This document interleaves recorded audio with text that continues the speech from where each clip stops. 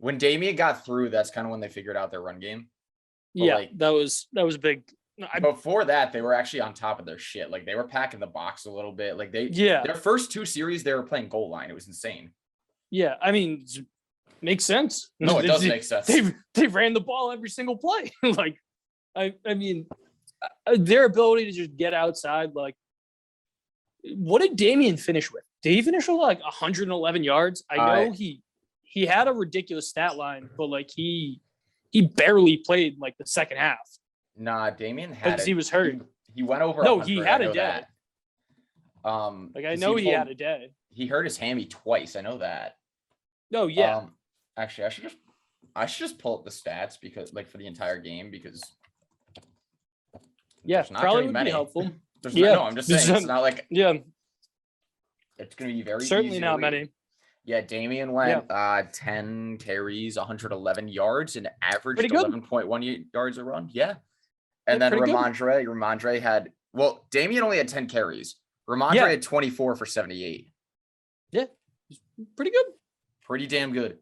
Yeah, like Ramondre was able to like bust outside. Like they were going up the middle a lot, and then his ability to just like break outside and get outside the lanes and just get out onto the way. Like the Bills just got dominated last night. Like it was just some old-fashioned Army Navy football right there.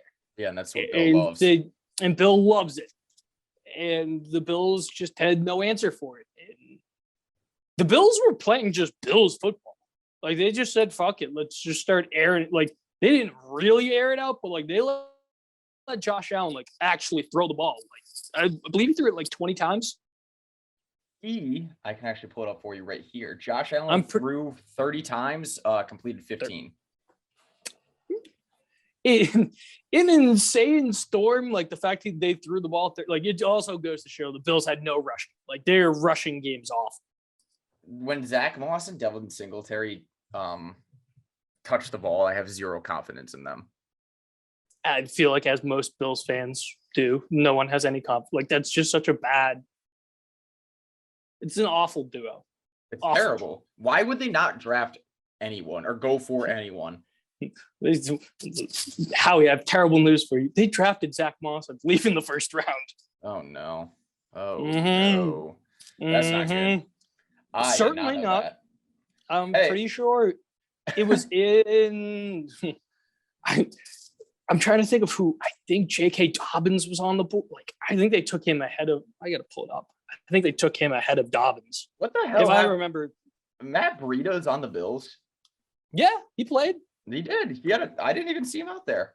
I had no idea. He had a fumble. I believe he was credited with the fumble. I believe he was credited with the fumble.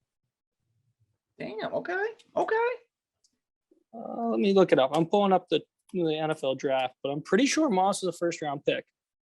Like I'm fairly confident he was. No, I don't not believe you. No, I know. I'm just pulling this up for my own personal interest because I'm interested. We need to talk about also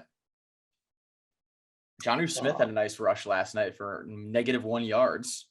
He also had one of his was he one of 2 players to catch a ball last night? So yeah, can you name the other? Jonnu's back. I don't even remember. It wasn't Bourne because was it Bourne? No, I don't even think he got targeted. Yeah, I don't think so. I don't know. I really don't remember. The correct answer is Brandon Bolden. Nelson got targeted once. That's it. There's your stat line. Yeah, makes sense. Zach Moss. Yeah. No, Zach Moss. Maybe he wasn't a first-round running back. I don't know why I thought he was a first-round running back. The name Moss really screams first round. Yeah. Love he's a third. He was a third-round pick, so maybe not first round. Where'd he come out of? So, Utah. Is he Ute? All right. He's a Ute. He's not very good. Well, yeah. He's in the NFL though, doing better than us. Certainly, but a lot of people are. That's true. There are a lot of people in the National Football League. That we are not in. So yeah. Can I just say it was a really boring NFL week. I just did not care at all about most of the games. Yeah, except our Detroit Lions. Damn right. Yep. The Lions are back. No. They're not eliminated from playoff contention yet. No, they're not. You're right. Them and the Jags are both alive. Like, there's a chance. There's a magical chance that if they go on a run,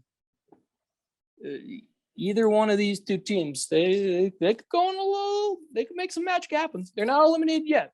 I think the Texans are the only team that are actually eliminated from the playoffs. I'll tell you what. The Jags should have been eliminated last night. They should have. If the Bills actually played a good game. If the Bills actually played a good game, the Jags would have been eliminated last night. It's crazy that they still have some sort of anything left. I mean, you should. How dare you?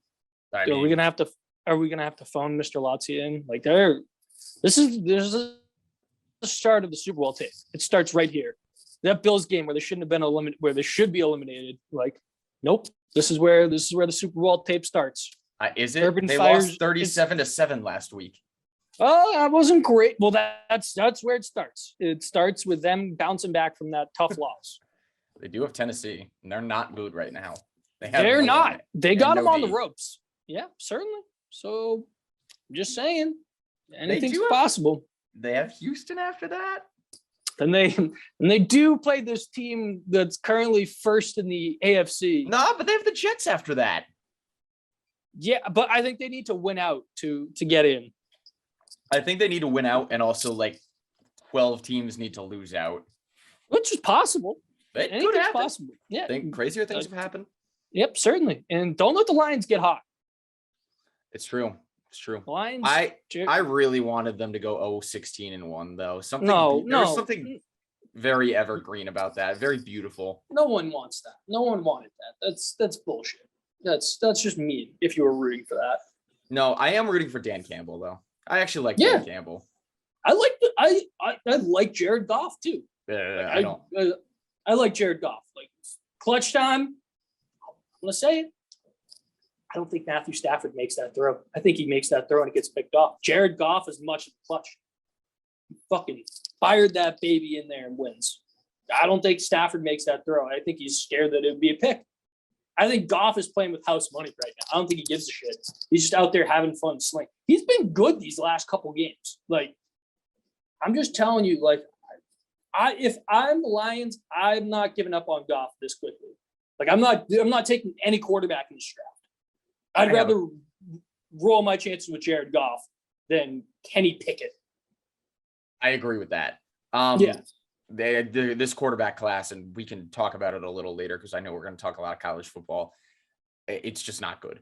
But certainly not. Is that Lions team the best team to go through their first 13 weeks that never got a win? Because they've been competitive in those games.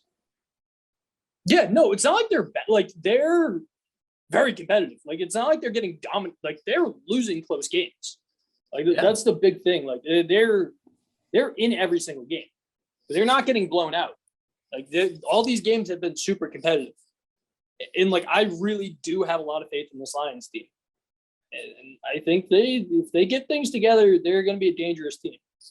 I mean, they have pieces, obviously, DeAndre Swift, TJ Hawkinson, you look at those guys, whatever, but their receiving core is getting built too. Amon-Ra St. Brown, I think I talked about him. He's good.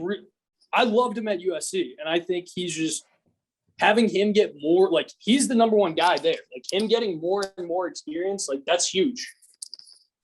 No, I agree. I mean, granted, it doesn't really take that much to be the number one guy in Detroit. Like, it just doesn't. No, yeah, also, when there's nothing there right now, like, yeah. Is he their number one targeted guy? Not like aside from Swift, or does TJ Hawkinson probably get more targets than him? Probably Hawkinson, but I really don't know. I haven't looked at the number. I just, in my mind, when you look at that team, I think Amon-Ra St. Brown is like their number one guy right now. Yeah, and at least that's what I would think. And listen, I don't think I think Amon-Ra St. Brown is on the same level as like a T. Higgins, where he could be a great number two. I still think I don't want to overhype him too much. I like the guy. There's not a lot you can talk about with Detroit Lions football. There's just not. Certainly not. No. So I mean, because look, who are their other two receivers? I know that Josh Reynolds. Yeah. And Josh Reynolds is probably starting to get some of the targets because him and Jared have that relationship from having played in LA. So like, I think Freeman would be the third one. Oh, all right, yeah, famous receiver. Yeah, very, very. Yeah. Where'd he go? Oh my God, he went to Holy Cross. Oh, he's a crusader. Not good. No, not a football school. No, I'm just looking. Their depth chart is a wild ride. Yeah, no, they were actively trying to lose games this year. Like it's bad. Like there's not like that's why I hate people that are like, oh, we got to move on from Jared. It's like, no, like you didn't give him anything. Like it's not like they have nothing. Like he's throwing the ball to nobody. My opinion, Jared Goff is not a bad quarterback, but Jared Goff was not like number one pick worthy at all at the time. Yeah, obviously, but now, I mean, where would you draft Jared Goff now, given his ability? Back in that draft? Not in, or like, I'm just saying, what is it like? Where should he be in like an average draft year? I guess. I once again, you have to give me a better example because like I think like it all depends. Like in a certain draft, I thought he was worthy of the number one pick. I think it just depends. And again, this is how drafts work. It just depends on the year and where he goes. But like now looking at him, I don't think he's first round talent. I think he's probably a good 2-3 round guy or second, third round guy. I think he's still first round guy. You have to admit Jared Goff made it to a Super Bowl. He did, but was he the centerpiece of that team? I don't know if he was. I mean, they had guys, but there needs to be someone who gets them there. You're right. You're definitely right on that. And like, what did Goff put up the year that they went to? I'm pulling up what he did. I have this thing up. Hold on. Yeah, no, he threw for 22 TDs that year. Oh wait, no, I'm looking at the wrong year. 32 TDs that year. 32 TDs, 12 like that's not bad. Who was he working with? Brandon Cooper and Bobby Trees? Yes, Cooks.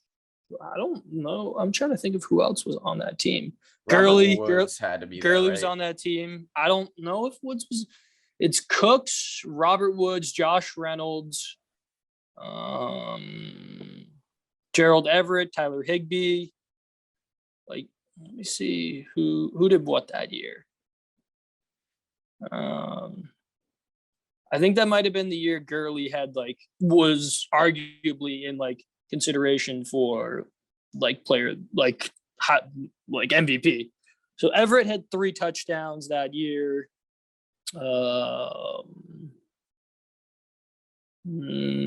Tyler Higbee, 2018.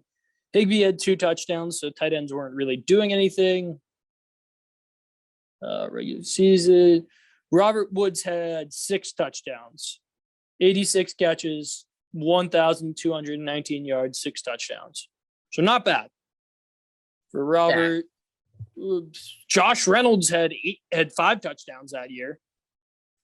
Yeah, Josh Reynolds, again, I said it before, good receiver, solid guy. 5 touchdowns on 29 receptions for 402 yards. Not bad. Not bad at all. Pretty good. And then I think Cooks had a really good year. Cooks had 80 catches, 1,204 yards, 5 receiving touchdowns. Listen. And then Gurley that year, that was the year Gurley had 17 rushing touchdowns. We ran for 1,251 yards, 17 rushing touchdowns. He also had 59 catches for 580 yards and 4 receiving touchdowns. Yeah, and I think that's the guy you'd look at and be like, if I remember anybody from those teams, he's probably the guy from that year. Goff's probably the second. No, I agree. Offensively, the second. He was there. I think that the difference between then and now, I don't see him. I don't see him being the guy for a long time and restoring. You can't even say restore because they've never had a good season, but bringing something to Detroit. I don't know if I see that. I like how we're overreacting to them winning one game. Like, really, they just won one game, but they do have a lot set up. I believe in Jared Goff. Like, I think if I'm the Lions, it's worth trying to build around Goff. He's going into his 7th year next year. So I think if you get and see, like, you keep on drafting and you try and get good guys to receive, like, that's the thing. Like, you see if it works. Like, you got to give him an opportunity to succeed. Like, you got to get him a little more talent around him for receivers. Listen, I'll play into your hand for a second. I'll say, if you want to keep Jared Goff there, fine. The first thing, and this goes with any team. This doesn't have to necessarily be them. If I'm drafting and I want to build a roster, the first thing I'm doing is building a line. Because that way you can at least see, like, okay, receivers might not have good hands, but, like, you build a great line. A quarterback, at least you'll see, like, okay, he can look downfield. You can see where he can go. Like, he can move out. He can move, what his abilities are. Yeah. So if I'm really Detroit, and I'm not saying I would like them to get a different quarterback. I don't think they need one. If I'm them, I'm going for one, build that line out, try and protect Jared Goff, especially because it's Jared Goff. Try and protect Goff. And then, so you're waiting another year. Yeah. Oh yeah. Next year, no. That's what I mean. Like, unless you're getting someone that is like a top tier quarterback, which you're not getting in this year's draft. Like, that's why I'm sticking with Goff. But, like, if you aren't able to draft like a CJ Stroud or a Bryce Young next year, or God forbid there's someone like a Joe Burrow like the next year, like, if you can't get someone like that, then, like, I'm not really 100% on just, like, saying, hey, like, let's move on from Jared Goff. Like, I would keep him. I'm already pretty certain I know what the Lions are going to do at 1, just because it makes too much sense. I think they're going to draft Hutchinson out of Michigan. I don't think they're going to draft Hutchinson. I think they're going to take prospect right now. No, he's not. It's Thibodeau. Did you see today's mocks? He moved up. I'm told it's Thibodeau. That's what it has been. No, I know. That's what it has been for most of it. Now there's a little Hutch rumbling, and it only makes too much sense also because, Detroit, Michigan, homecoming, market it. It's Detroit. Yeah, I just feel like that's what they're gonna do. I think we talked about it. I don't know if we said it here or not. I'm not huge on Thibodeau. I think he'll be good. I don't think it'll be first round good, or not first round, first overall pick good. I don't know. The kid's pretty legit. Like, he's been he is the number 1 player coming out of his high school class. He's been literally the number 1 prospect all year, and he's been hurt. Like, I think he's missed most of the year. Like, obviously there's something still there. When did we hear anything about Hutchinson? Like, up until recently, I know he was always like first round talent, but, like, has he really blown up like enough to be number 1 pick consideration? I don't know. It's between the OSU game and the Big Ten championship. I think people have just been like, but that's like up my board. Yeah, like I wouldn't take him number 1. You ready for this? You ready for this mock from 6 hours ago? Yeah. CBS Sports, Ryan Wilson. They have Hutchinson going 1 to Detroit. Ikem Ekwonu, I forget how you pronounce it. At NC State, going to Jacksonville at 2. What position? Offensive tackle, which they desperately need. Yeah, certainly. And 3, that's where the first quarterback falls. The Texans. Malik. No. Is it Malik Willis or Nope. No? It's Pickett. Nope. Who the fuck is it? Matt Corral out of Ole Miss. Ooh, yeah, goodness. I agree. Yeah, no, I don't. If I'm any team in this draft, this is not the draft to take quarterback. No, I just wait the year. Or if you really if you want a quarterback and you're either like, okay, let's take a flyer, or I want to gap the bridge or something. Fine, get a guy in the 3rd. Or wait till the back end of the 1st. It's not worth. Like, and I am not taking Matt Corral 3. No, and I'm not taking Malik Willis at 3. I'm not taking Kenny Pickett. I'm not taking any of those guys in the 1st round. To kind of just give a little more perspective, 4 and 5 are both the Jets right now, and they have Evan Neal out of Bama going at 4, and then Thibodeau at 5. I would hate that if I were the Patriots. I would too. I'll give the top 10 just because 6 and 7 are to the Giants right now. Kyle Hamilton out of Notre Dame. I like Hamilton a lot. I love Kyle Hamilton. Who did you say that was to? Who was 6? The Giants. I like that pick a lot. Yeah, I would love that. I mean, the Giants need to build up their D too. I mean, they're starting to they have actual promise now. So yeah, of building something. So I don't hate that. And then they have them again picking up 7, taking Charles Cross out of Mississippi State. Pick 8 out of LSU, Stingley to the Falcons. Okay. Yeah. I like that. Cornerback. He's got to start somewhere. Yeah. I'll give 10 first. Pick 10 is the Vikings, and they take Andrew Booth out of Clemson. Pick 9, and we can talk about this a little bit. Carolina takes the second quarterback, and that's Kenny Pickett.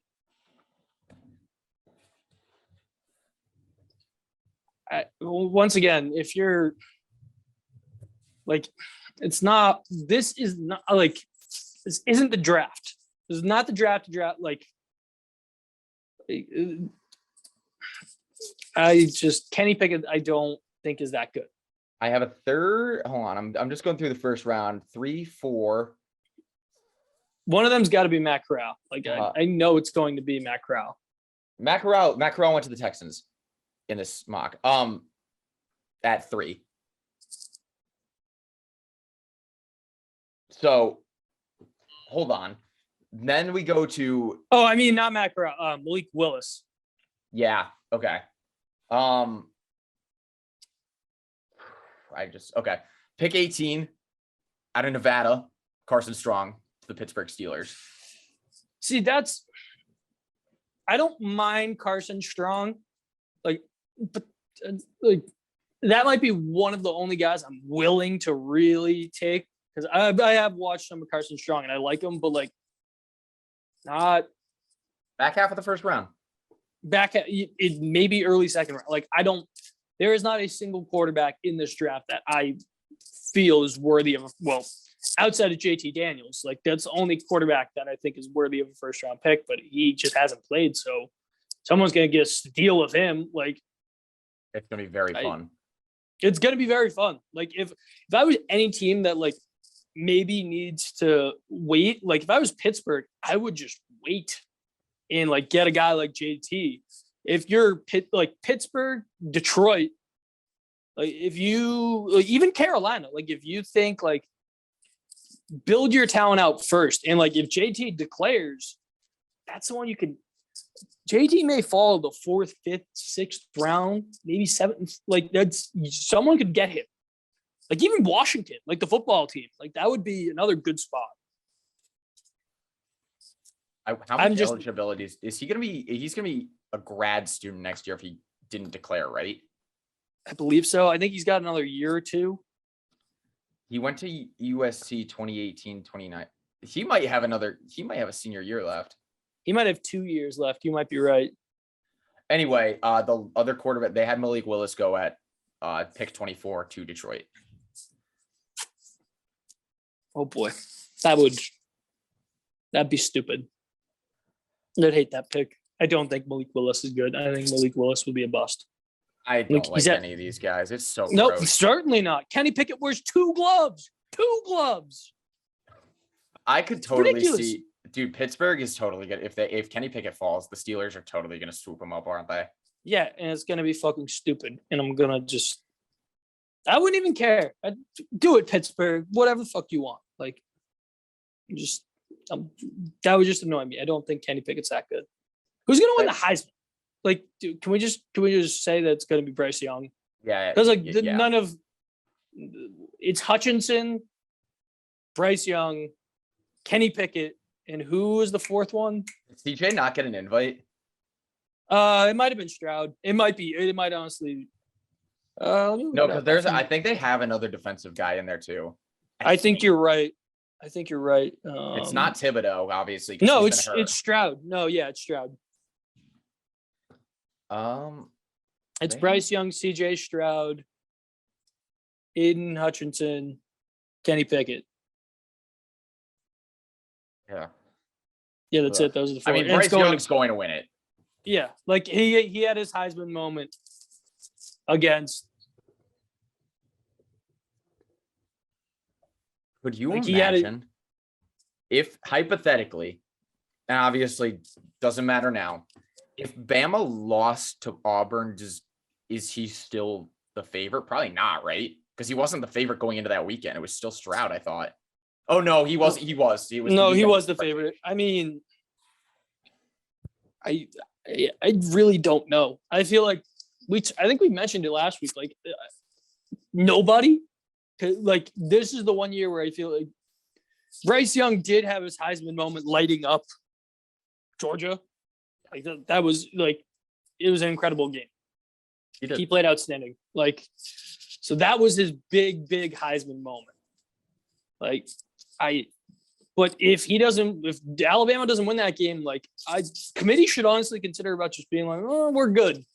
No one really like maybe Pickett would win it in that case, but like I really don't know. I want them to go up on stage and be like, guys, so nobody won, but you would have won. Had you gone that extra step further, Bryce, you would have won it. Or had you made that extra sack, Hutch? Like no. If CJ, if you didn't lose to Michigan, you would have won. Like you're so mad. No, I'm not. If we want to talk about being mad, I would be mad that Oklahoma State lost to Baylor, and then the one thing I needed was Georgia to beat Alabama or Iowa to beat Michigan or Houston to beat Cincinnati. Then I'd be mad. Like if we got the hard one out of the way first, and then like we just needed one of those three teams to lose, then I'd be mad. So I'd be more upset at Bama than anyone, because like, oh, now you decided to play. Thanks. No, fuck that. If I'm gonna be mad at anyone, it's gonna be Stetson Bennett, because that fucking asshole. I called it from so long. He was going to cost them a game because he sucks. Kirby Smart is a moron. He's not going to win you games. Plain and simple. You got into a Howie. You got into a shootout with Alabama. Stetson Bennett can't fucking throw the ball deep. He can't throw the ball anywhere. He throws 2 interceptions, and it's because he doesn't have any confidence. He can't throw the ball deep. He gets exposed. You need someone like JT. If you get into a shootout, you have a guy who can fucking slang the ball. Stetson's not that guy. No. You need a guy like JT. If JT is not starting against Michigan, Michigan's going to beat them. I was just going to rephrase what you said. They can win games. They cannot win big games. They can win big games. They can only win big games with JT Daniels at the helm. They're not winning a single big game with Stetson Bennett at quarterback. I need to look up his. They beat Clemson. They beat Clemson earlier this year. JT was a starting quarterback. JT this year, how many starts did he have? Like he played the first. He started the beginning of the year, and then he got hurt midway through the year. He started beat Clemson. He started maybe like 6 games, the first 6 games, 5 or 6 games, and like it's just bad. I think I don't know what they're gonna do. Like he is a junior, by the way.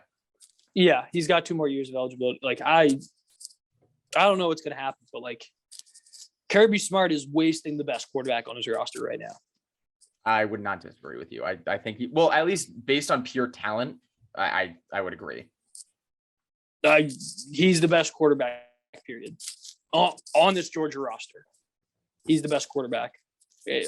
And if Kirby doesn't want to win a national championship, start Stetson Bennett. You saw what happened in a big game. He couldn't do it. So Bryce is going to win the Heisman. That's just a foregone. Like that's it. Would you give any chance to anyone? No. Okay. I wouldn't. Like if Ohio State had beaten Michigan, yes, I would say CJ has a chance, but that didn't happen. We can't play the what if game. So yeah, if my aunt had wheels, she'd be a bike. All right. So we got more college football. Yep, not enough. Could never have enough. That's why bowl season's beautiful. So we're gonna start with coaching hires. Manny Diaz was officially fired by the University of Miami, which I don't think comes as a shock to anyone. I think the way it all went down was a shock because it was very messed up. Like Miami was in the midst of hiring a new AD. They get the new AD, and like they never really said anything. And then it came out they were like, "Oh yeah, Miami's hired Mario Cristobal," and it was like, kind of like, wait, they haven't officially fired Manny Diaz yet. And then like, correct me if I'm wrong. Was that not what happened? I feel like that's kind of how it went down. No, that's exactly how it went down. I mean, yeah. To a T. People knew Mario. I thought Mario Cristobal had been hired, and then I was like, wait, why is he coaching this bowl? Like, how is he coaching right now? In the Pac.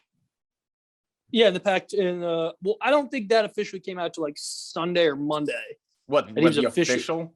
The official, like I think it was rumored, and then I think he like actually people were reporting it on like Sunday that they were like, oh yeah, he's the next Miami coach. Like it's like Brian Kelly leaving during a potential time that you can get to a bowl game. Like Oregon wasn't going to play for a national championship. They weren't going to make college football playoff.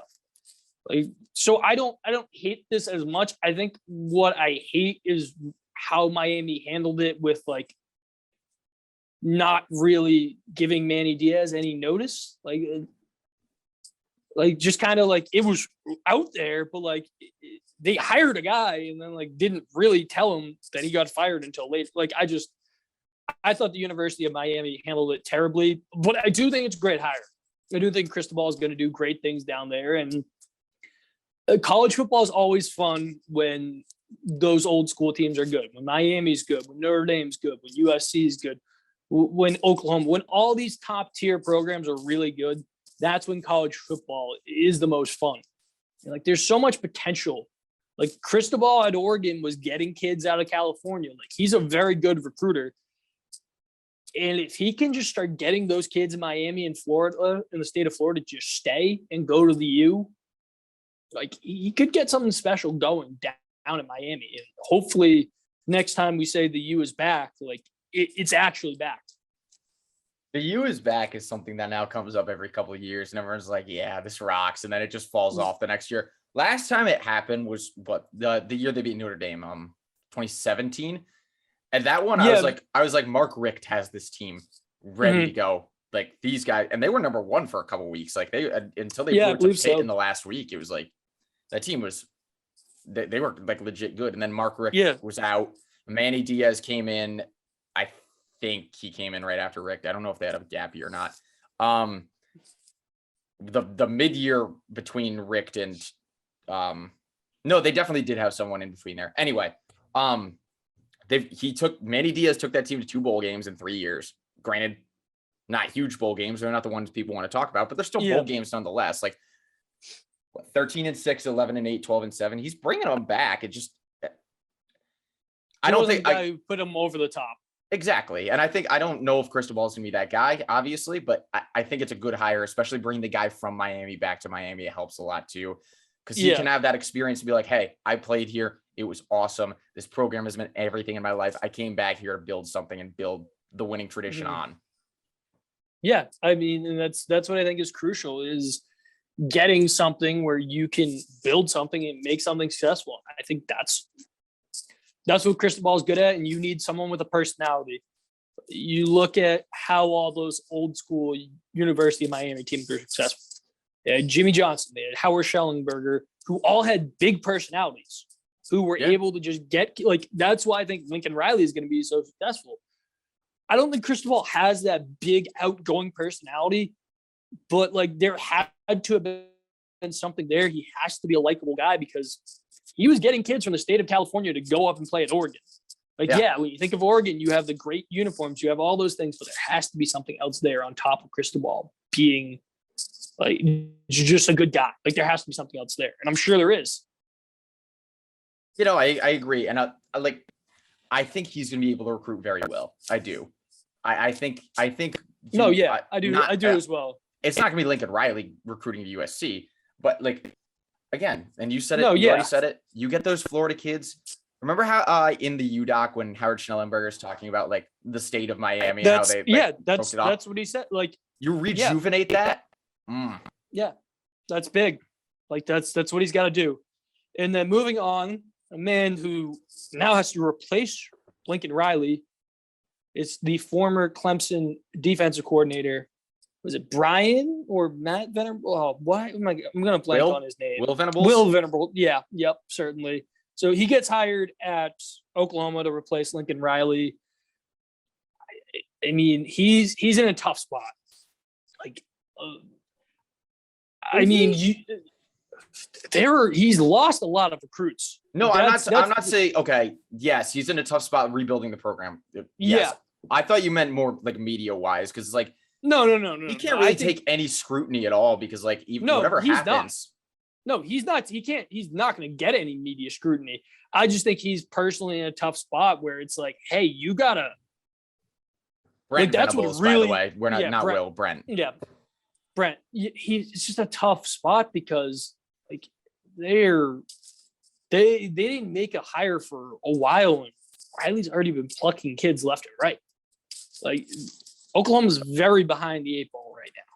They gotta.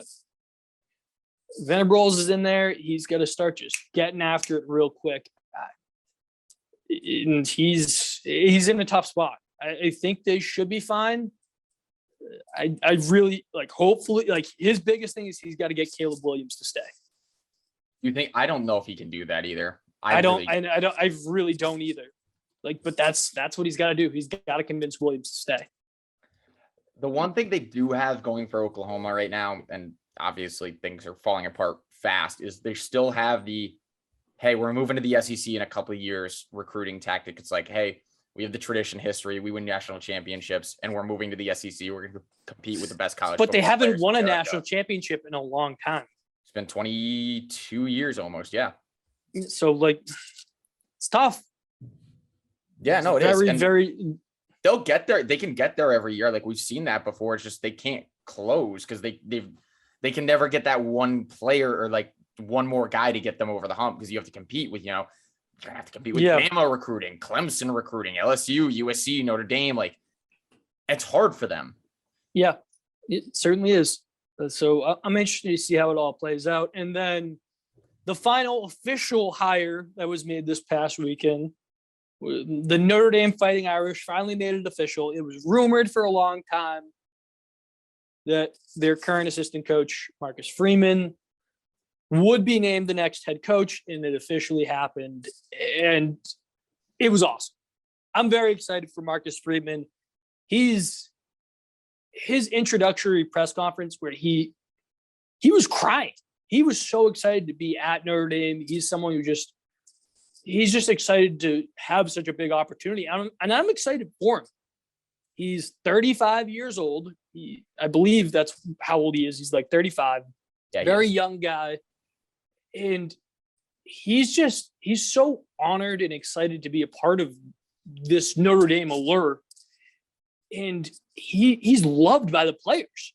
Like if you see the video where they're in the locker room and they're like, hey guys, we want to introduce you to your new head coach, Marcus Freeman. And he walks in and they're like so pumped, jumping up and down, freaking out. Like that just goes to show you that like he's truly liked by the players. That's what's gonna, like, he's a player's coach. Yeah. And that's big. You like, if guys want to play, and that's the one other thing I really haven't seen from Notre Dame commits. They're not decommitting. Like Notre Dame has stood tall in their commitments. Like you also saw Tommy Rees come out and say after Brian Kelly tried to lure him to LSU, he was like, you know what? I'm not leaving either. And they put out a video of him telling the team like, hey, I'm sticking around too. Like that's what I mean. So it's Notre Dame's doing a really good job of keeping everyone together right now. And I really like Marcus Freeman as the head coach of Notre Dame. And I'm interested to see how the bowl game goes. I'm upset that they didn't make the college football playoff because I really do believe if they get in, they were playing with house money. But my fear is that if they make the playoff, they maybe run into someone and it doesn't go well. And I think they have a legit shot to beat Oklahoma State. I think they will be. I think they will. Yeah, no, that's what I think too. And I think it's way better to win that bowl game, get the momentum going, than the chance of maybe getting blown out in your first game as a head coach and people being like, hey, maybe we made the wrong choice in hiring him. Like, I don't think it's the wrong choice. I really like Marcus Freeman, and I really do believe he's going to do great things for this program. You know, I was indifferent because I was like, you know, people aren't really floating it. Again, this is when the Brian Kelly stuff all broke. People aren't really floating his name like they were, but like he was like that high ticket, like high class guy people were thinking about. You look at the dude's resume. He started at Ohio State as a GA after he went to, did he go to OSU or Notre Dame? I forget. I don't remember off the top of my head. I think he went to Ohio State. Then he went to, I think he had a couple of years at Kent and Purdue, somewhere in there. I don't exactly know how that one went out. And then he goes Cincinnati. By the way, they're now the first non-Power 5 team in the college football playoff. Well, that's where then goes to Notre Dame. That's where he was. He was the defense coordinator at Cincinnati for the past couple of years. Yeah, and then goes to Notre Dame this year. Only took a year. People fall in love with him, and now he's head coach. Yeah, it's truly. It's I'm very excited for him. I think he's going to do great things, and I'm very excited for the program and what he's going to turn around and do, because it's awesome. And I think he's a younger guy, and he's going to get after it on the recruiting front, and I'm excited for him. I expect big things from him, and he seems like the kind of guy who's going to be at Notre Dame for a very long time. And I hope he breaks all of Brian Kelly's records. I love it. Yep, as do I. I'm very excited for him. So do you hate Brian Kelly yet? He just doesn't. He's not worth my time anymore. He's annoying you. No, he's not worth my time. Okay. He's no longer the head coach of Notre Dame. He tried to steal everyone. How'd that go? Didn't work out. Like, I'm like, it is what it is. He's at LSU now. I don't have to worry about him. And still probably making GAs shovel snow. Anyway. Yeah. Oh, yeah. Mm-hmm. Yeah. It was not a great Brian Kelly story right there. So no. Goes to show the kind of person that he is. Yep. So I think we need to have a little discourse, just a little bit. We're not the first people. I don't think, correct me if I'm wrong, we're the first people to bring up possibly expanding the college football playoff. Has anyone else talked about that before anything? I really have no idea. I mean, I'm sure it's something that people have talked about, but with I think it's gonna get approved. Like, it's in the process of getting approved. But someone actually put out what the 12-team playoff would have looked like this year if it were to have come out. So a couple of the stipulations were the 12-team playoff. So this is the key thing. The top 4 conference champions all get buys. And it would still be ranked by the college football playoff. So it would come out there, and the top 4 teams would have to be teams that won their conference championship. So you look at it right now. Number 1 would still be Alabama. Number 2 would still be Michigan. The number 3 seed would be Cincinnati, not Georgia, because Georgia did not win their conference championship. Yep. So Georgia would drop to 5 because they're the highest rated team that didn't win a conference championship game. So they're now number 5. Baylor is the next team that won their conference championship. So Baylor would be the number 4 team and would get a bye. Interesting. Okay. So this is the order of the college football playoff, 1 through 12. You have Alabama at 1. You have Michigan at 2. Cincinnati at 3. Baylor at 4.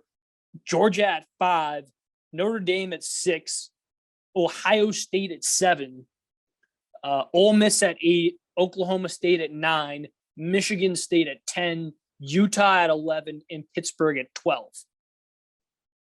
That is so wild. and all conference champions from the Pac-12 and ACC get in. They just happen to be the last 2 teams in, just because that's just how it happens. So on top of the top 4 teams getting a bye, the way it's set up is 5 through 8 would host teams ranked 9 through 12 at home. So Ohio State or Georgia would host Pittsburgh in Georgia. And those games would take place 2 weeks after the conference championship games. Okay, so you're looking at like the beginning of bowl season, like December 16th-ish, like that. Yeah. Like before Christmas. Yes. God.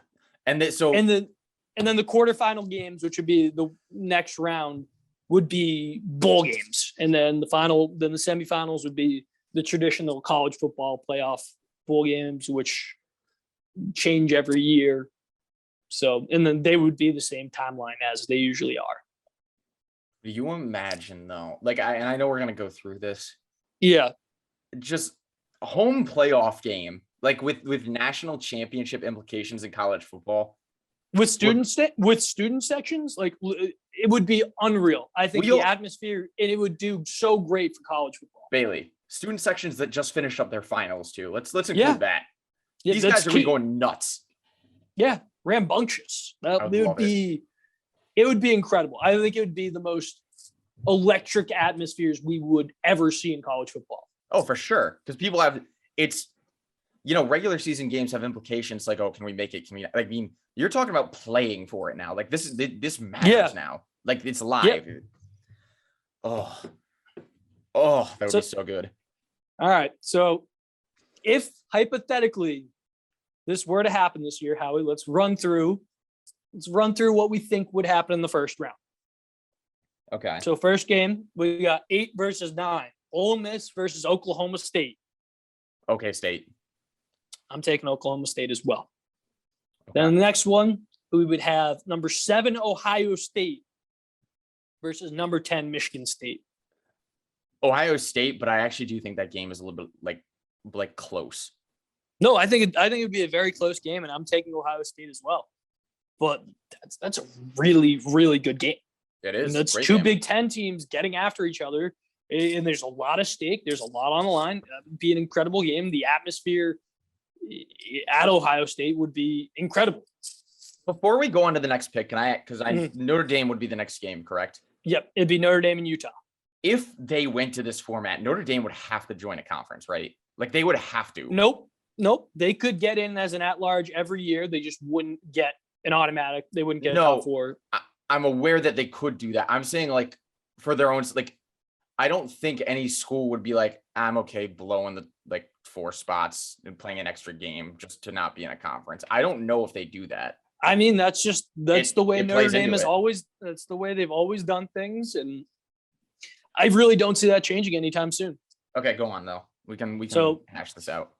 Then we had number 6 Notre Dame versus number 11 Utah. Notre Dame. I love the Utes, but yeah, no, they're no match for this Notre Dame team. They did put on a little bit of a clinic versus Oregon. But Oregon, I don't think was very. They're not. Anthony Brown was their starting quarterback. Need I say more? Yeah. Next one, Georgia versus Pittsburgh. Dude, that's the Kenny Pickett game. Pittsburgh by a mill. It's Georgia. It's Georgia. Yeah, it's Georgia all the way. So then we go to the next round. So the quarterfinals, which would be at bowl sites that things would be worked around. Yeah. So then the next round we all pick the same winners. So Alabama versus Oklahoma State in the 1-9 matchup. Bama, yes, of course. 4 versus 7. You have Baylor versus Ohio State. Ohio State. I'm taking Ohio State as well. Yeah. Just a lot of firepower right there. Yes, and then sir. We get the epic rematch game. We get Michigan, Georgia 2-5 before we get to the epic rematch game. Michigan, Georgia, which is a college football playoff game right now. Yeah. I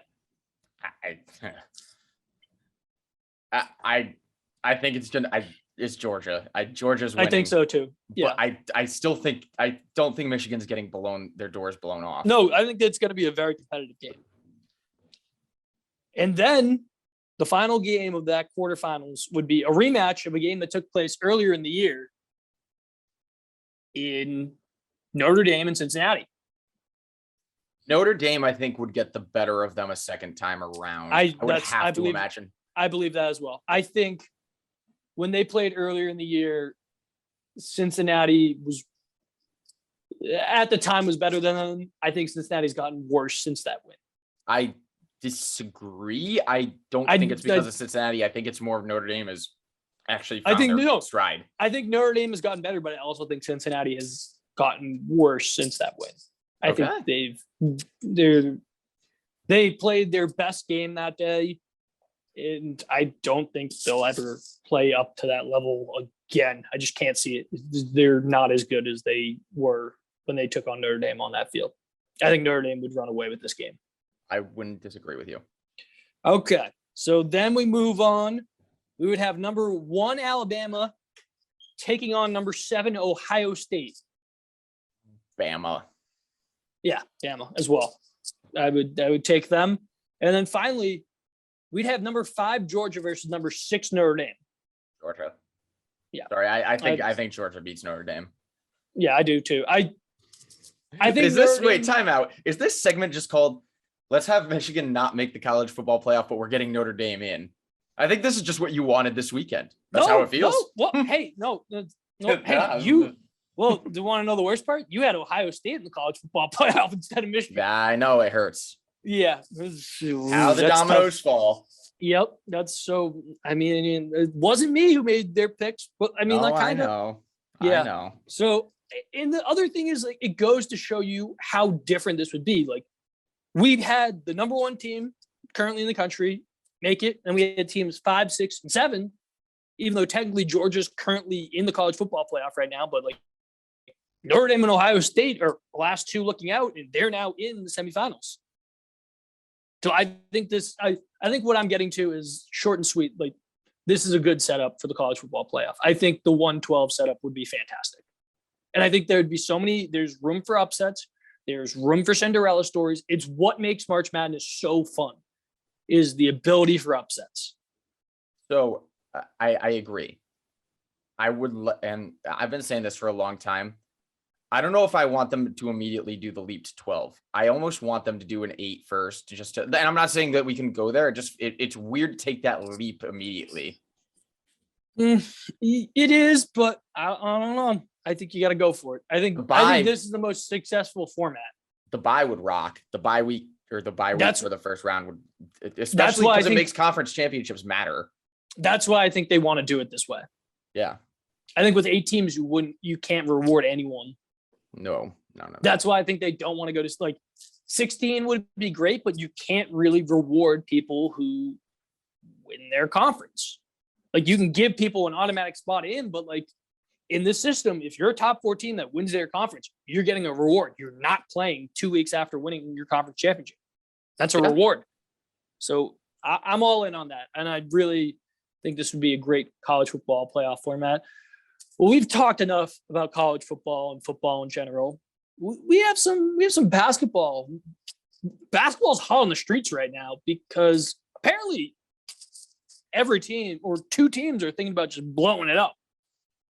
You have the Portland Trailblazers, who it seems like Dame's getting traded. It seems like CJ might be, like, Portland might be blowing up. And then we get the Shams/Woj bomb today that the Pacers are prepared to blow it up. They're prepared to trade Sabonis. They're prepared to trade just everyone. So, I mean, what an interesting time we have right now in college football. Selfishly, I mean, NBA, excuse me. That's fine. It's okay. Selfishly, I would just like to say the Dame CJ discourse makes me happy because I was like, I feel like they're gonna have to blow it up soon. And I think I said that in an episode like 6 months ago. Makes me feel a little good. So I'm gonna hype myself up there. But yeah, aside from that, good for Indiana for finally realizing that this team is the bridge team of all bridge teams. You have good pieces, but there's nothing close to like being able to build a championship contender. I would have traded Miles Turner 2 years ago. Again, selfishly, I wanted the Celtics to get him. Yeah. You presented an excellent point to me today that the Celtics should go for Sabonis, and I think that would work very well. Very well. I mean, Sabonis has been an all-star the last 2 years. He has. He's a great player. Yeah, like people forget. Pacers got Sabonis and Victor Oladipo for trading Paul George. The people thought originally that OKC got fleeced Indiana in that deal. No, but it was Indiana the opposite, actually. Indiana ended up coming out with Victor Oladipo and Sabonis. How many picks did Oklahoma City get? I don't think they got any picks. Yeah, I was gonna say. I'm wondering what Sam Presti's vault is looking like from the Sabonis trade if he's got anything left. I'm certainly not. So anyway, good for them for finally figuring it out. There's a couple other teams that could probably honestly follow in their direction, but I will ask. I'm very interested to see where Sabonis goes. I think he could go anywhere. He's a guy who's 2-time All-Star in back-to-back years. He's a guy who can get you 20. Like he can get 20 rebounds a night. Like he's very capable of that. Like I mean, so you just got to keep your eyes peeled. I'm interested to see where he could end up. I think Boston would be a great spot. I think Boston's probably the number one on that list right now. And that's the one thing I feel like the Celtics struggle with. They need a big man who can rebound and score. And Sabonis is a guy who can rebound and score and do a little of everything. And I think adding him would take the pressure off Jaylen Brown and Jason Tatum. You move Tatum to the 3, you put Brown at the 2, you have Sabonis at the 4. Ideally, I think you would want to keep Horford, but I don't know if Horford can stay to make the money work. But the Pacers are rebuilding. If maybe you have to give up Robert Williams, and I feel like you have to, like, you're fine with giving up Robert Williams. If it's Robert Williams and let's say Nesmith in a pick or two for a guy who's been an all-star back-to-back years, I think it's worth it. And I followed this up, and this is more of extending on the Miles Turner trade talk that was going on over the summer.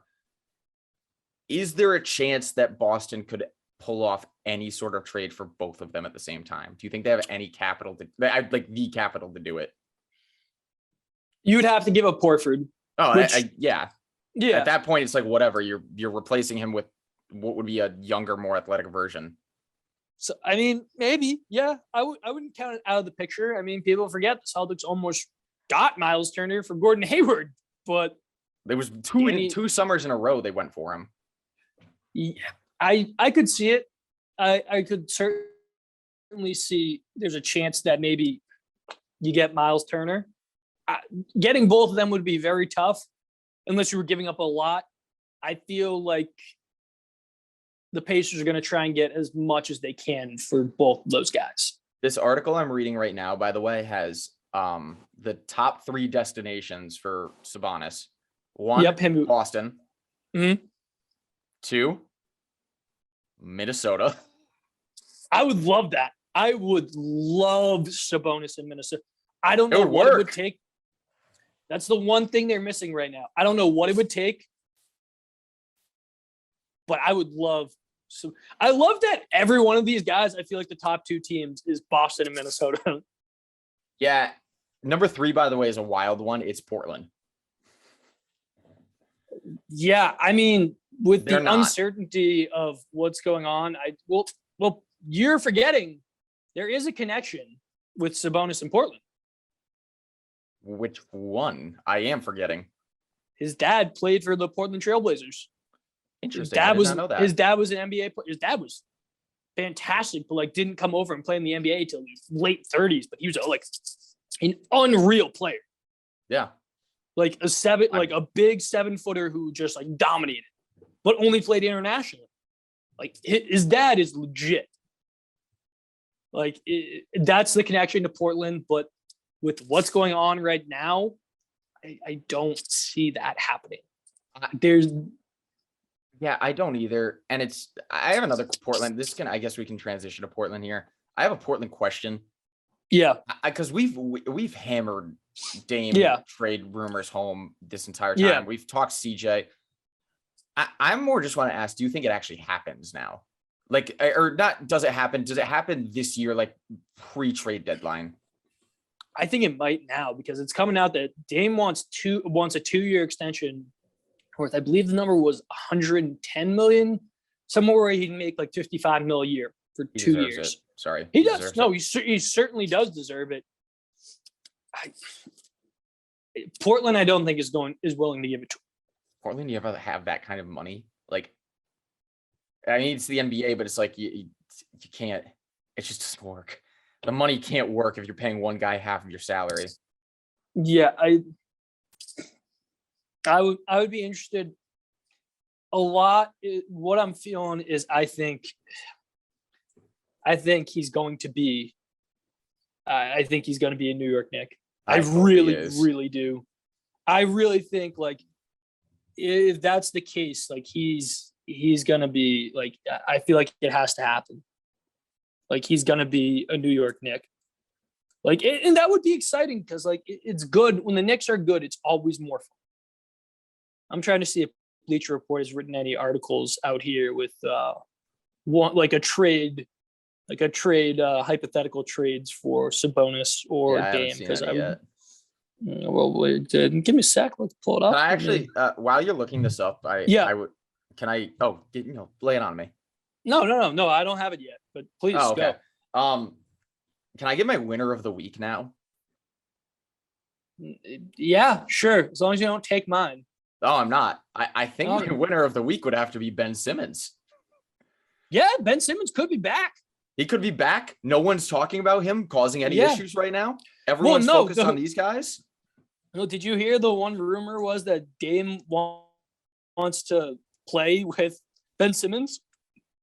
They don't know how that one happens unless you get Dame to Philly. No. See, you're wrong. Ben would go to Portland. I don't want any of that. Yeah, like that would be interesting. Like, that would open up a lot of spots. I'm still trying to find anything that would work for Sabonis, but like, I mean, we're getting to be an interesting time. Like, but I don't hate Ben Simmons as your winner of the week. Like, yeah, not a lot of people are talking about him. No one. That's just what I'm saying. I wasn't planning on it, but I was like, well, I got my winner now. How about that? You certainly do. Do you want to hear my winner of the week? Well, yeah, why not? My winner of the week. Wait, Bailey, before you do. Yeah. Get yourself in that frame. I want the people to know who your winner is. Yeah. My winner of the week is fans of a little Netflix show called Outer Banks, because season 3 is officially back and announced. Outer Banks is back for season 3, baby. You hate it. You can't. I love it. You can't. You simply can't. And I'm not going to let anyone hate it because they're full on haters. I mean, yeah. We've hammered it home here. Big Outer Banks stance. And listen, they left us on a cliffhanger like that. Yeah, you simply come on. Wow. Okay. So that website that we must be looking at the same website that had the Timberwolves as one of the top teams to get Domantas Sabonis. One of the hypothetical trades was Jaden McDaniels, Josh Okogie, and picks for Sabonis. And what kind of picks? I do first round picks. Like I don't think that would work. By just trade wise, I don't think that's salary enough that works. Or talent. Yeah, Jaden McDaniels is a promising young player. What? He's a fight. He comes off the bench. Jaden's young. He's a young player. Oh. Yep. Good Lord. Yeah. I would. You wouldn't even have to tell me twice. That would be done in a heartbeat to do it. I'd like to say like the past 15 seconds of us talking was virtually.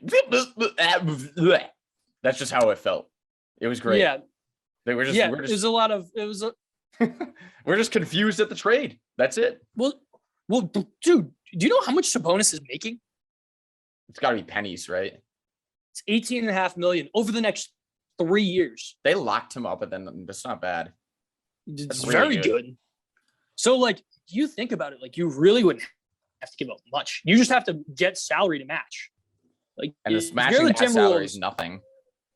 Yeah, like, so let's say it's Josh Okogie, McDaniels, and I think you would have to trade Taurean Prince for. Yeah, you have to. Yeah, for Sabonis, and then you got to throw a couple picks. So, are you also on the trade machine right now? Yep, I certainly am. Excellent. Unprotected to Pacers, trade to Pacers, unprotected.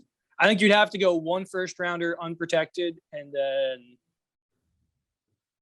I think you'd go more favorable. So, yeah. So let's say you do 2 picks. We'll call it 2 picks because you are getting a guy who's been a 2-time All-Star. Let me see if this trade would work. Would be missing a first round. Oh, because of the Stepien rule. So it would have to be, yeah. So essentially, if it was a swap, I believe it would work. Yeah. So I have also been toying around with a trade over here for Boston. Mm-hmm. Now, well, I went for Okogie and McDaniels because that's what it literally said. That's what it said in the article. Yeah, this the trade machine's also kind of broken because you can't put picks in. So no, you can. Oh no, not you. Are you using the ESPN one? Yeah. Oh no, go to Fanspo. Okay, I got to. Well, okay, let's have a little more fun with this. Fanspo, is that what we're talking about? Yeah, that's what it is. Trade machine and cap manager. Let's say it's 2021, 2022 first, and then we'll call it a 2024 first. And then we'll get rid of the 2023 first. So let's try 2022 and 2024 first. Yes. So the trade would work. It would have to be Prince, Okogie, McDaniels, and then like 2 first. Yeah. And you do that in a heartbeat. And I think that would be big for the Timberwolves if they could swing and get a Sabonis, because Sabonis is locked up for 3 years. So you think if you're able to keep Beasley and it's Beasley, D'Lo, Cat, Sabonis, you still have Jared Vanderbilt, you still have Patrick Beverly. That's now my trade over here, and I threw a couple picks in. Just I don't know if I even needed the picks, but I'm throwing them in because I feel like you in reality would need them. Yeah. I sent Miles and DeMontis to Boston. And I was looking at some sort of combination, and you can interchange a couple of the bottom guys, but Horford, Langford, Nesmith, and 2 firsts. I think that gets it done easily. I think you might have to throw in Pritchard too. Yeah, that was the one guy who's like, it's either going to be Nesmith or Pritchard. Yeah. Do you think it's more of an and than an or? Just based on I'm kind of going off what we've been reading now. I don't even know if it might be an and. Yeah. And especially like, how does it work? Does it work salary cap? I feel like it doesn't. You have to add in some. It's like a mil off. Because Al is making a ton of money. He's making almost $30 million a year. But Miles and DeMontis are both in like the Miles 17.5 and then DeMontis 18.5. Yeah. So yeah, it's tough. I mean, man, if the Timberwolves get Sabonis, like that'd be sick. I think it could work. I think it'd be a very good. I think they need that player. Actually, this is rare that we've said this. I think both of our teams need that player. Yeah. Certainly do. So it's going to be a battle for DeMontis Sabonis, and it's going to be a very competitive one.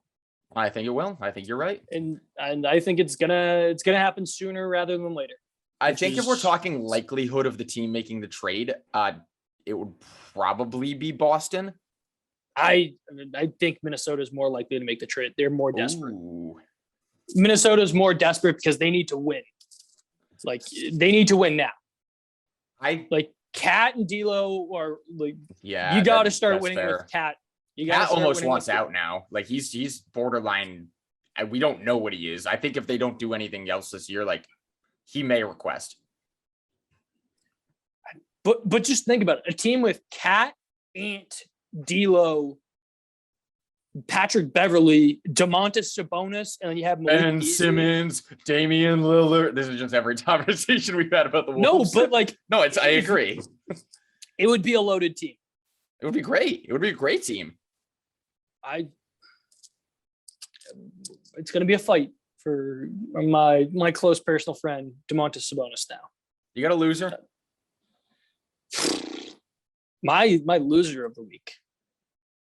I'll let you go first because I need to think of officially who my loser of the week is. Mine. You could look at this however you want. I think I might have two, but I'll be nice. I'm gonna be nice. I'm gonna give my loser to the Oklahoma State Cowboys because man, there's no harder way to go down than getting stopped at the 1 with a chance to go to the college football playoff on the line. I still don't think they make it if they get that TD now, just based on how everything shook out. But man, that's tough to swallow. They were, and it sucks more because it wasn't like, getting to the line and like if it had just gone like an inch over the pylon, even could have gotten something done. That one hurts. And Oklahoma State is cursed school. Yeah, that's a tough one. Not much more you can say. Like that was an epic way to lose. I think my loser of the week is going to be fans of the Portland Trailblazers because you've got to be in just disarray right now. Like you spent this entire offseason, Dame was saying like, hey, I'm not leaving. And then everything that comes out recently, it seems like it's written in the stars that Damian Lillard will not be in a Portland Trailblazers uniform soon. And you're going to go full rebuild. And things aren't going to be as fun in Portland very soon. Portland really, like, if you tough. really want to extend it, you could say they've blown like the last 7 years of Dame's tenure there. Like they started off with the Dame Aldridge run, and now, and I don't remember if CJ was there or not. And now it's just kind of like no, CJ was definitely there too. It's fallen apart. It's just fallen. It's sad. It's the small market team that everything in that area, the Portlands or the Oaklands, like they minus the Warriors, they could never get winning up there. Like they tried and tried and tried. A's could never do anything. Raiders could never do anything. Blazers could never do anything. Sonics left. Like no, Sonics, they left. Yeah. The Mariners stink. The Seahawks, like they got a title. They had a little bit of a run, but like it's over now. Like Northwest, yeah. Yeah, it's the Pacific West. They got the Kraken. Northwest. It's down bad. How are the Kraken doing? I don't think good. Okay, that's not surprising. They're not pulling off a Vegas run, if that's what you're asking. Man, that was us talking some puck right there. Actually, wait, but before let's give the people their record. The Kraken are 9-14-2 right now. Not great. How's my boy? How's Colin Blackwell doing? I have no idea. Pull up the stats. Come on, Colin Blackwell. Yeah, it's a prep boy. Did he go to he went to St. John's Prep. Yeah, he certainly did. Let me see if I can pull up his numbers. His Wikipedia does not have a picture, so we're off to a great start. Yeah, he's crushing it. Oh, he's from Lawrence. Is he? I didn't think he was actually from Lawrence. I thought he was from somewhere different. He's played in 8 games, 2 goals and an apple. So okay, so not bad. Pretty good. Pretty good. That was so Howie. That was talking a lot of puck right there. That's too much. So Howie, we also have for our final closing segment, we gotta figure out who our mama there goes that man of the week is gonna be. And we had some open dialogue this week, so we will reveal our nominees. Our first nominee is James Bouknight. James Bouknight, with his absolutely insane putback dunk, got him a chance to be a nominee last night. Incredible dunk. Then we also have Air Mac Jones going 2 for 3 for 19 yards passing in their win over the Buffalo Bills. And then finally, our last nominee is a man who goes by the name of Joshua Bassett. He had an entire album written about his relationship and his breakup with Olivia Rodrigo. He answered back with dropping 3 songs of his own, pretty much going at Olivia Rodrigo and telling his side of the story. And that man was a loose cannon, just going all in, really going after her. But there can only be one. And Howie, you know who the winner is this week. We had a good battle. We consulted our people. We had everyone discuss. Please reveal the winner. We're looking at James Bouknight with his putback dunk for the Charlotte Hornets. That is incorrect. That is nope. The ballot is wrong. It's where we have some Academy Awards messing up right now. No, it's okay. Our winner is Mac Jones. It is. It's Mac Jones. Mac Jones is the correct winner. And Mac Jones, congratulations for being the second ever Mama There Goes That Man of the week. Can I would like to give full disclosure. All I remember is those 3 getting sent and the first take just being like, I have no idea who this is. So I was like, oh, I got it. And then I forgot all about my Mac Jones take. Mm-hmm. Yep. So Mac Jones, winner of the week, of our Mama There Goes That Man of the week. So congratulations to Mac. Shout out to his scuba suit. Yeah, just DM us and we'll send you the trophy. You too, Ant. Like we still owe you our trophy so just shoot us a DM and come on the pod and we'll send you the trophy. What would you rather have? The Mama There Goes That Man of the week or the MVP? Mama There Goes That Man of the week. I think you'd have to. Although you don't get the slime. We could add slime. You want to add slime? Ooh, no. We don't. I think we might get sued if we add slime. Yeah, that's fair. It makes sense. Yeah. Well, I got nothing else. I have nothing else either, Bailey. I don't even have a final thought. Like, if you want a final thought, I was happy to see you this weekend. I loved seeing you this weekend. It was great. Even though you left before the Michigan game because you needed to be invested in it, and I was. You weren't prepared for the torture. You didn't want to watch that game with me. If Michigan goes down 3-0 in that game, Michigan might lose. I have 0. I'm so happy I left after hearing your that you drank an entire night away. Yeah, it wasn't great. Certainly wasn't great. All right, lay it on me. Let's go. Let's hear this. So we had maybe the take of the year coming from our final thought. Would you say? It certainly is our final thought. Okay, but maybe the take of the year coming from New Orleans Pelican player Josh Hart. This is not who I expected this to be from. Stating that Home Alone is not a Christmas movie. What? Yep. I simply have no words. I am at a loss for words for Josh Hart. And I'm going to be honest with the people. We finished the podcast. This just infuriated me. Yeah, this infuriated me. And we got to start checking social media before we leave. I stepped off. We finished, and news was passed to my desk of maybe the worst take of all time. That's terrible. Home Alone is a Christmas movie. Home Alone 2 is a Christmas. I think all of only 1 and 2 count, but I'm pretty sure that every Home Alone that's ever been released is a Christmas film. Yeah. They're all like, I don't know what his defense is. They're literally all centered around Christmas time. I bet what is his defense? Like, it's a home invasion movie. No. Yeah, shut up, Josh. Like, I'll jokingly say Die Hard's a Christmas movie, and like, yeah, whatever. If you don't want to make it a Christmas movie, whatever. I don't care. Home Alone is a fucking Christmas movie. There's snow on the ground. It revolves around Christmas. The climax of the film comes on Christmas Eve. Christmas time. Yeah. Like, no, you're wrong, Josh Hart. Fuck off. Josh Hart's fucking wrong. Yeah, that is one of the worst takes I've heard. Is this the worst take of 2021? There have been some pretty bad ones, but this has to be up there. I mean, it's not even a take. It's just wrong. No, it's a take. It certainly is a take, and it's wrong. I think it's the worst take of the year. And I mean, we might have to do the first ever just healthy scratches year in remembrance. And we'll go back and we'll give people awards for the worst take of the year and stuff like that. We should do an award show at the end of the year. We you will do that. We're going to do it now. It's all thanks to you, Josh Hart. Thank you, Josh Hart, for having an awful take. Yeah. And you're a front runner for worst take of the year.